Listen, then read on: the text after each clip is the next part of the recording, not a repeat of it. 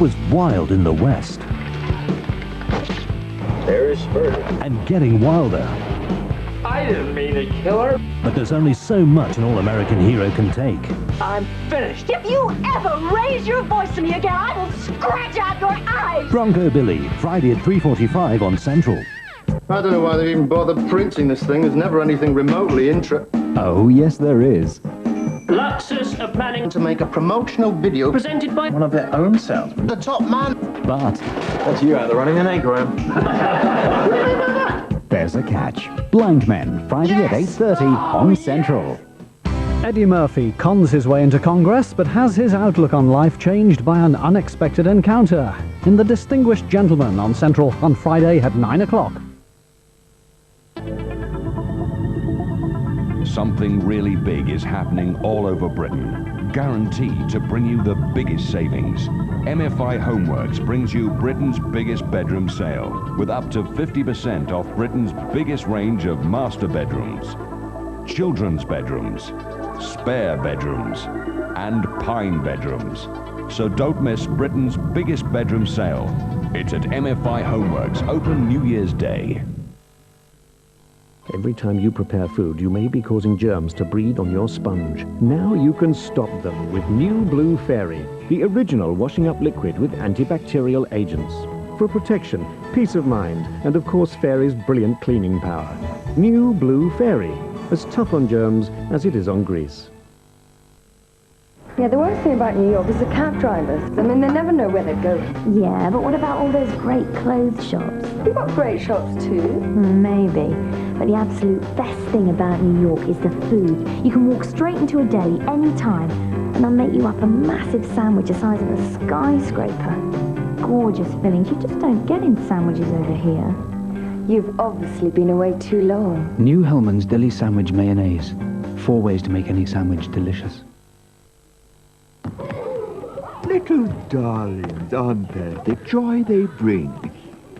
How sad to think the cholesterol build-up can begin in some children before they've broken their first greenhouse window. So if you will insist on feeding them, try to make their diet healthy.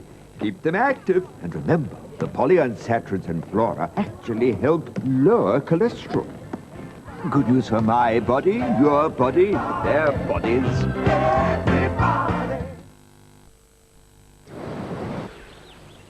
Would you rather spend your holiday stuck with your parents or in one of 4 different kids' clubs? Well, I know what my first choice would be. Would you rather take potluck on who you sit next to or pre-book your seats and sit next to who you want? I know what my first choice would be. A holiday where food is limited or one where it isn't? I can't decide between the lobster or more crab. Well, I know what my first choice would be. It's your holiday. Have your first choice. There are risks every minute of every day. Whales, for some reason, can't detect a catamaran's approach. You have to navigate round them. Icebergs as big as cathedrals. Waves up to 60 feet. Winds above 70 knots. All technology can fail. It's whether you can cope that counts. We're trying to beat the record non-stop around the world. Because we all take risks, we all need insurance companies behind us. Ours reaches all over the world. Royal Sun Alliance. We make it possible for people to do the things they want to do. You check the compass every minute and live every second. Bathroom City's £1 million January sale is now on. Over £1 million worth of bathrooms and showers must be sold off. Bathroom City, Tyseley, Birmingham.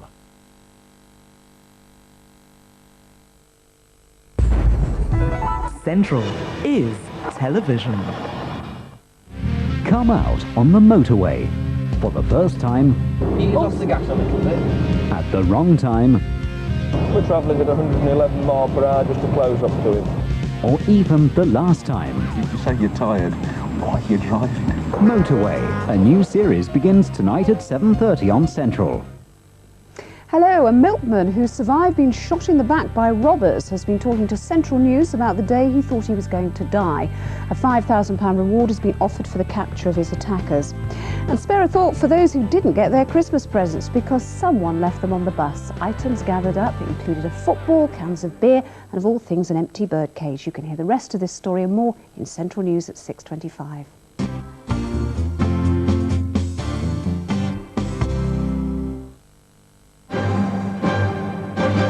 From the studios of ITN, the Early Evening News with Julia Somerville.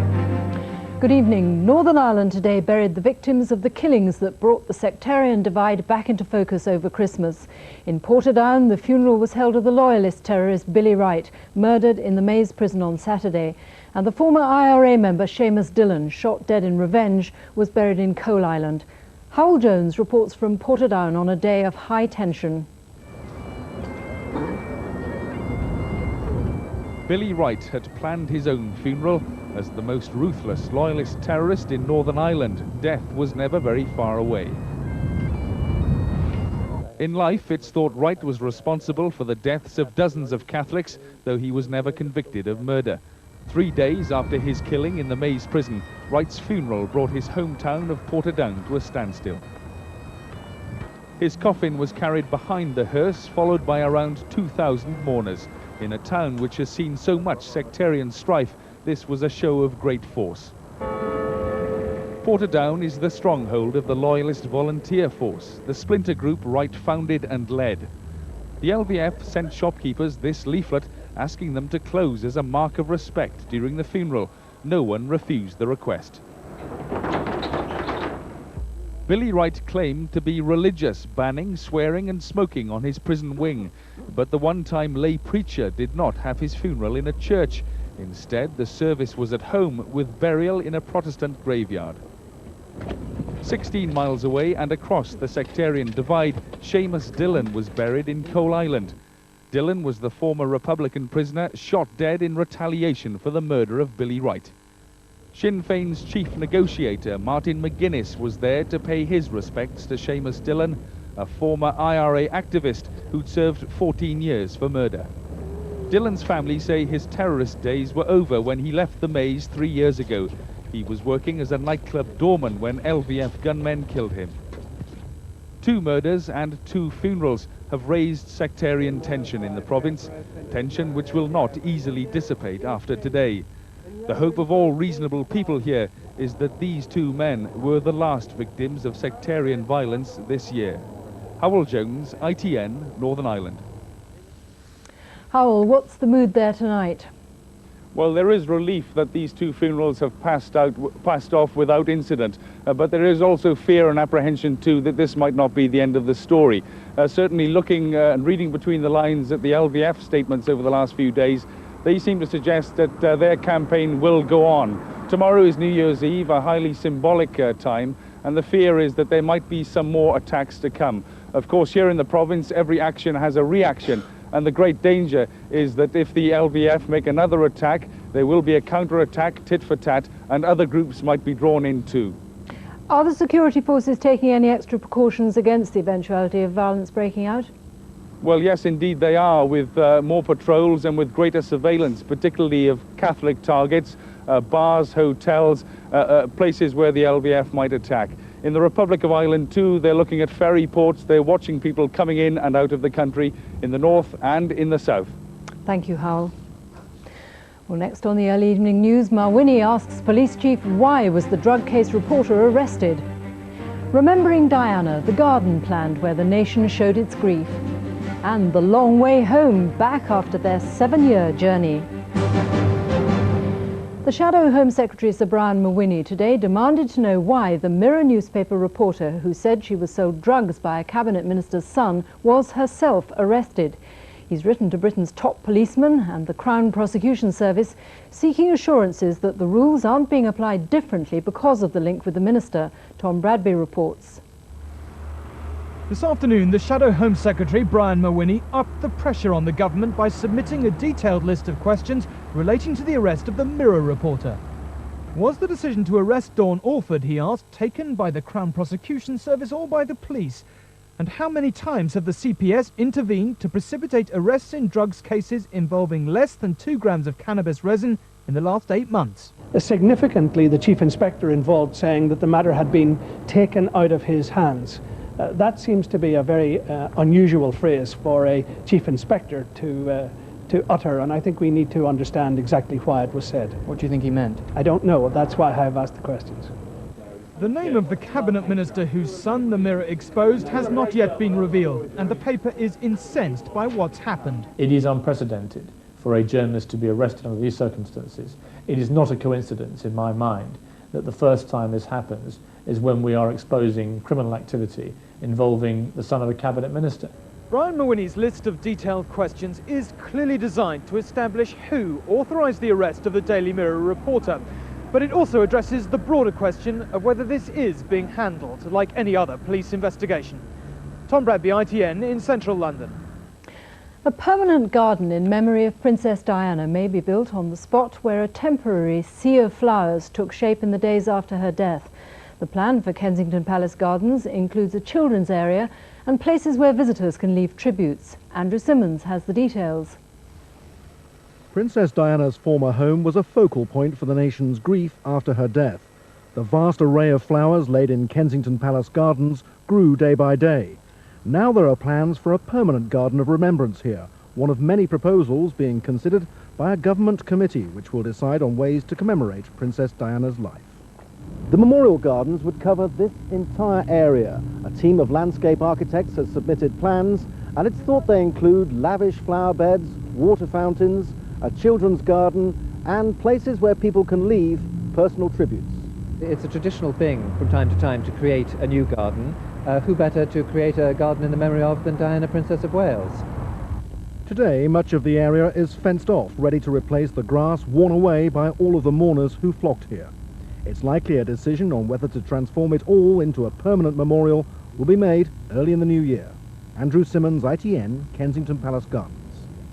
A former nurse in America has been charged with murdering 6 hospital patients by giving them lethal injections. But police suspect that Lynn Majors could be responsible for more than 100 unexplained deaths. One occurred every 23 hours that Majors was on duty. From the United States, James Mates reports. He may turn out to be one of America's worst mass murderers. An intensive care nurse charged with killing 6 of his patients and suspected in the deaths of more than 100 others. Still say you're innocent, Lynn? Yes. On that statistic alone, he was suspended and an investigation started. Throughout it, he very publicly maintained his innocence. All I can say is from the bottom of my heart, I know 100% sure that I gave those patients the best care that I could. But police exhumed the bodies of several patients and found traces of the poison potassium chloride. They found empty bottles of it in an antique shop where Majors had worked. They believe he injected it into patients' IV bags, leaving no mark on their bodies. I want to see him put to death and get a taste of his own medicine. Between 1993 and 1995, 130 people died while in Majors' care. Most, like 51-year-old Fred Miller, quite unexpectedly. He was getting better, and he would be out, and he would be on the road to recovery. Many more charges may follow. James Mates, ITN, in the United States. Voting in Kenya's elections has finally closed, a day late and amid chaos and confusion. Both the president and opposition leaders have made accusations of corruption and vote rigging in a campaign that's descended into near farce. Tim Hewitt reports from Kenya. Here in Nairobi, they are counting the votes in an election that has been beset by confrontation and confusion, and by allegations of corruption. The tension surrounding this election spread even into its main counting hall as the first ballot papers arrived. The presence of a senior police officer triggered a furious response. Protect me from the police officer. I am counting my ballot papers. It reflected the anger that has been generated by voting so disorganized it had to be carried over to a second day. The day began with more frustration for people who had queued in vain at polling stations yesterday. In the town of Kikuyu, there was no sign of election officials for nearly 6 hours. Voting did eventually get underway, but those opposing President Moy remain convinced that he's behind the apparent bungling. Well, it's a complete farce, it's a complete mess. It's difficult to conceptualize how they could have been so inept. So one is led to the inevitable conclusion that this was deliberate. A spokesman for the president claimed today that the Electoral Commission was rigging the voting against him. Near Mr. Moy's hometown, a hostile crowd gathered after missing ballot papers were found in a car being driven by his supporters. In other parts of the country, there was violence, with several people reportedly killed. Few here doubt that President Moy will continue in power. But what has happened over the past 2 days will increase his unpopularity and cause more instability in an already uneasy country. Tim Hewitt, ITN, Nairobi. The Battle of the Burger is about to break out in high streets, with almost 400 new fast food restaurants planned by the year 2000. McDonald's and Burger King are taking on thousands of new workers, though many of them will be part-timers. Penny Marshall reports. McDonald's dominates the burger market, serving 2.5 million customers every day. Apparently recovered after their sales were hit by the BSE crisis, today they announced an expansion to keep burgers on the menu into the millennium. We have a pretty significant part of the market. We've got some 75% of the business that Burger King also are in, and we've got absolutely no intention of letting them or anybody else erode our market share.